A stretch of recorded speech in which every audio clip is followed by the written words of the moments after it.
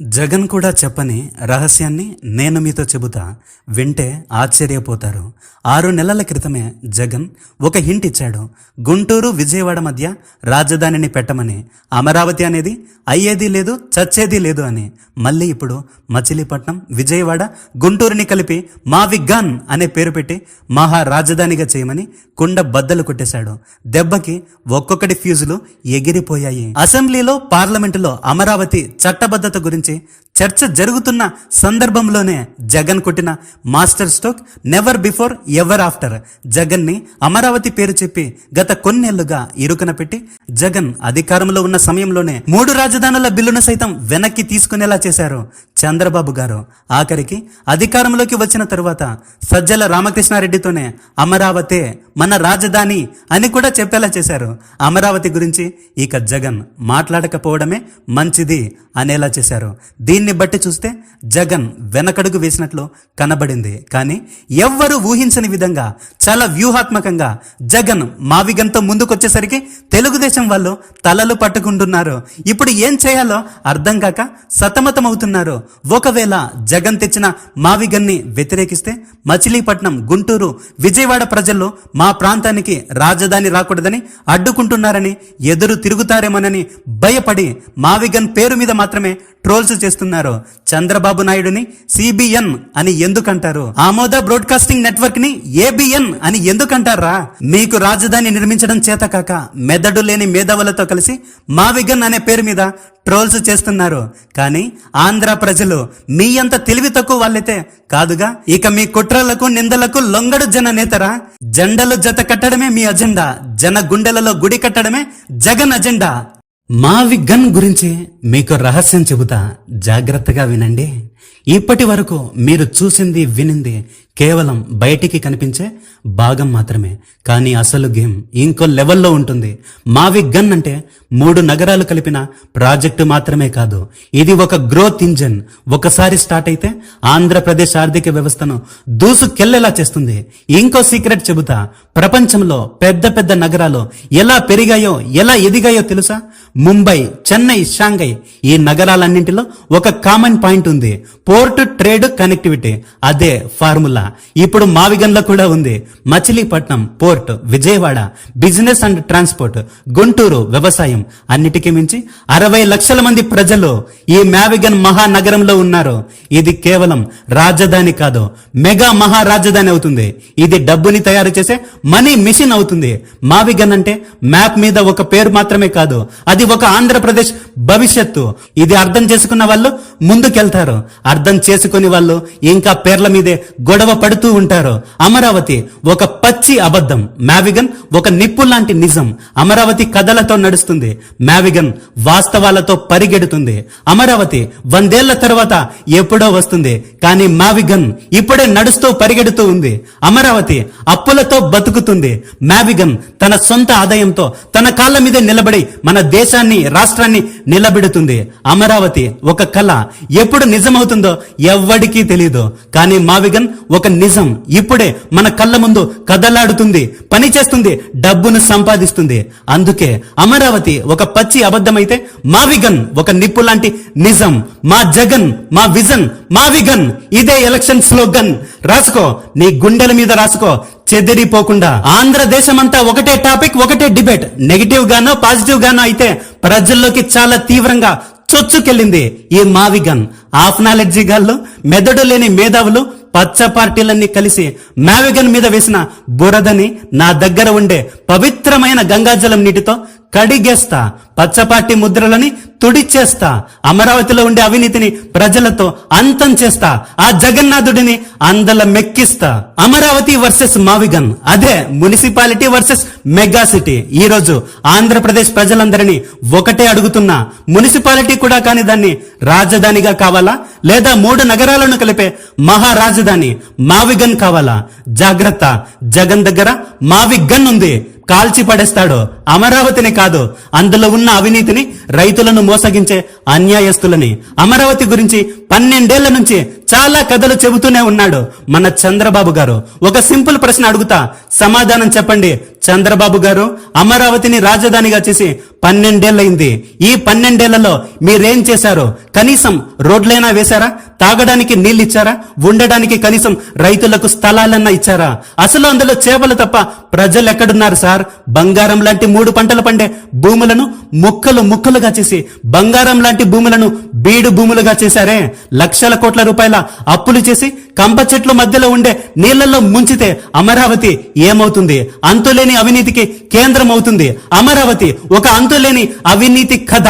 మచిలీపట్నం, విజయవాడ, గుంటూరు ఈ 3 కలిస్తే ఏమవుతుంది? ఒక మహా రాజధాని అవుతుంది. నావిగన్ మెగా సిటీ అవుతుంది.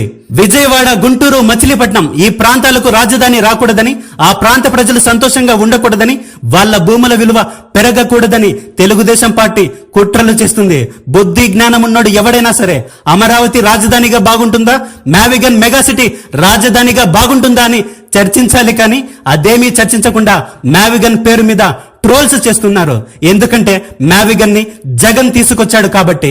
అదే విషయాన్ని చంద్రబాబు నాయుడు తీసుకొచ్చుంటే ఇంద్రుడు, చంద్రుడు అని ఆకాశానికి ఎత్తేసేవాళ్ళు. చంద్రబాబు నాయుడు మొదటి నుంచి ఇంతే. తాను మంచి చేయలేడు, చేసే వాళ్ళని చూసి ఓర్వలేడు. జగన్ చేసిన మంచిని మాత్రం జేబులో వేసుకోవడానికి ఎప్పుడూ ముందుంటాడు. అందుకే జగన్ చంద్రబాబును క్రెడిట్ చోర్ అంటాడు. జగన్ 30 లక్షల మంది అక్క చెల్లెమ్మలకు ఇళ్ల స్థలాలిస్తే చంద్రబాబు వాటిని సమాధులతో పోల్చాడు. గవర్నమెంట్ స్కూల్లో చదివే బెండపూడి చిన్నారులను జగన్ ఐక్యరాజ్య సమితికి తీసుకెళ్తే పచ్చ పార్టీ వాళ్ళు కలిసి చిన్నారులను సైతం వదలకుండా ట్రోలింగ్ చేశారు. 3 ప్రాంతాలు అభివృద్ధి చెందాలని జగన్ 3 రాజధానులను తెస్తే 3 ముక్కలాటని ఎగతాళి చేశారు.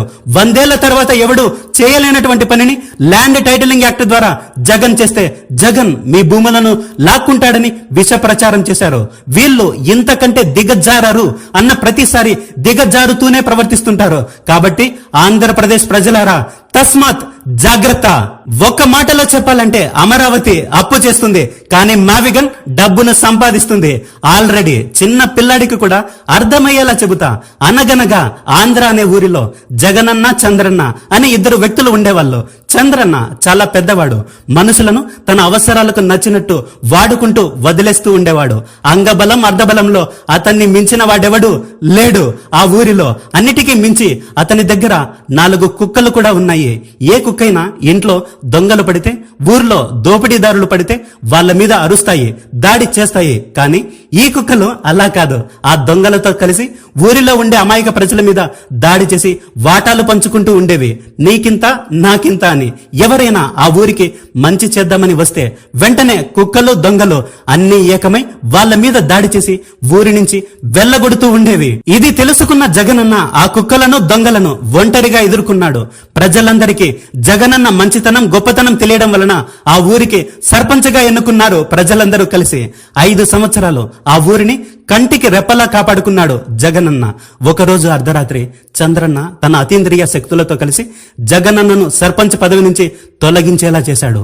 ఆ ఊరి ప్రజలందరూ కన్నీరు ముండిరయ్యారు. ఇప్పుడు చంద్రన్న ఆడిందే ఆట, పాడిందే పాట. అవినీతి, అన్యాయం 3 పువ్వులు 6 కాయలుగా విస్తరిస్తుంది.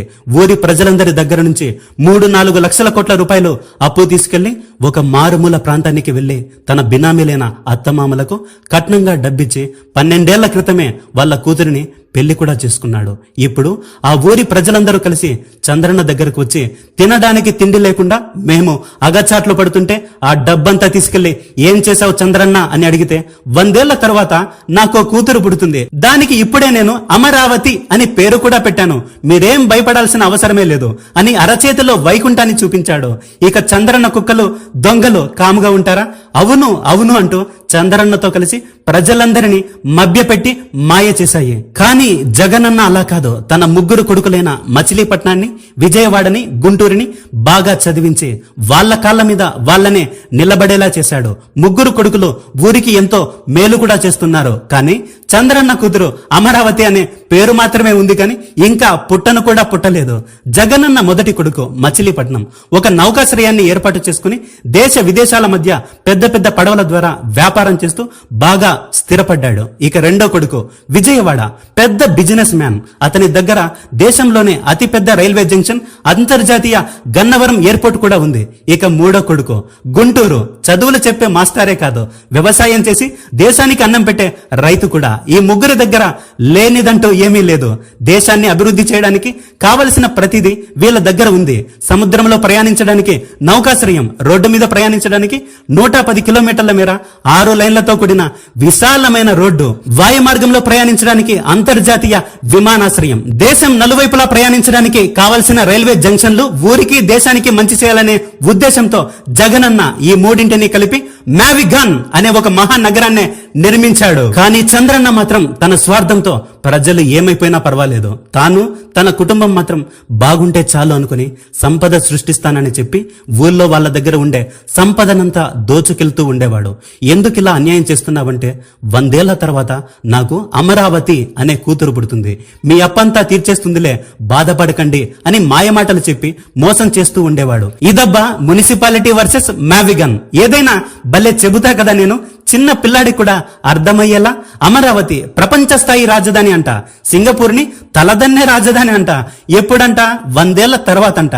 ఇప్పుడు 4-5 లక్షల కోట్లు ఖర్చు పెడితేనంట, రైతుల దగ్గర 1,00,000 ఎకరాలు తీసుకుంటేనంట, రాష్ట్ర ప్రజల మీద లక్షల కోట్ల రూపాయల అప్పుల భారం మోపితేనంట, వేల కోట్ల రూపాయల వడ్డీ కడితేనంట. అమరావతికి అప్పు చేయాలేమో, కానీ మ్యావిగన్ కి అప్పు చేయాల్సిన అవసరమే లేదు. ఆల్రెడీ డబ్బులను సంపాదిస్తుంది మ్యావిగన్, ప్రజలకు అన్నం పెడుతుంది మ్యావిగన్. చంద్రబాబు అమరావతిలో రైల్వే స్టేషన్ ని కడతాడంట. మ్యావిగన్ లో రైల్వే స్టేషన్ కాదు, ఆల్రెడీ దేశంలోనే అతి పెద్ద రైల్వే జంక్షన్లు విజయవాడ, గుంటూరులో ఉన్నాయి. అమరావతిలో విమానాశ్రయం కడతాడంట చంద్రబాబు. మ్యావిగన్ లో అంతర్జాతీయ గన్నవరం విమానాశ్రయం కూడా ఆల్రెడీ ఉంది, కట్టాల్సిన పనే లేదు. అమరావతిలో సముద్రం లేదు, కానీ మ్యావిగన్ లో సముద్రమే కాదు, పెద్ద పెద్ద పడవలు ఉండడానికి నౌకాశ్రయమే ఉంది. అమరావతిలో 2 లక్షల కోట్లు పెట్టి రోడ్డు, కరెంటు, డ్రైనేజీ లాంటి మౌలిక వసతులు కల్పించాలేమో, అదే మ్యావిగన్ లో 2 లక్షల కోట్లు అవసరమే లేదు. ఆల్రెడీ 110 కిలోమీటర్ల మేర 6 లైన్లతో కూడిన విశాలమైన రోడ్డు మార్గం ఉంది. విజయవాడలోనే ఎన్టీపీఎస్ పోలవరం కుడికాలువ ద్వారా 960 మెగావాట్ల సామర్థ్యంతో కూడిన కరెంటు కూడా లభిస్తుంది. అమరావతిలో చేపలు తప్ప ప్రజలే లేరు, కానీ మ్యావిగన్ లో 60 లక్షల మంది ప్రజలున్నారు. అమరావతి కనీసం మున్సిపాలిటీ కూడా కాదు, కానీ మ్యావిగన్ లో 4 కార్పొరేషన్లో 2 మున్సిపాలిటీతో కలిసి ఉన్న ఒక మహానగరం. ఇక పచ్చ మీడియాని పడగొట్టి మ్యావిగన్ ని ప్రజల్లోకి తీసుకెళ్లాల్సిన బాధ్యత మీ మీదే ఉంది. తస్మాత్ జాగ్రత్త. నందిని, పంది అంటూ బురద జల్లుతున్న ఈ పాన్ పరాగ్ పకోడీ గల్లను పడగొట్టి మ్యావిగన్ ని మహారాజధానిగా నిలబెట్టండి. ఇది కేవలం ప్లాన్ బి మాత్రమే. ఇక ప్లాన్ ఏ ఏంటో తెలుసా? 3 రాజధానులు. జగన్ బలమైన నిర్ణయాలైతే తీసుకుంటాడు, కానీ వాటిని ప్రజల్లోకి తీసుకెళ్లడంలో మాత్రం అతను ఘోరంగా విఫలమయ్యాడు. కానీ మ్యావిగన్ ని అలా కాకుండా చూసుకోవాల్సిన బాధ్యత మాత్రం ప్రతి ఒక్క ఆంధ్రుడి మీద ఉంది. ఎందుకంటే అది నాది, నీది కాదు, మనది, మనందరిది. మ్యావిగన్ గురించే ఇంత అద్భుతంగా చెప్పానంటే ఇక 3 రాజధానుల గురించి ఇంకెలా చెబుతానో మీ ఊహకే వదిలేస్తున్నా. వెళ్ళేటప్పుడు మీకు రహస్యం చెబుతా. ప్లాన్ బి ప్లాన్ ఏలో భాగమే.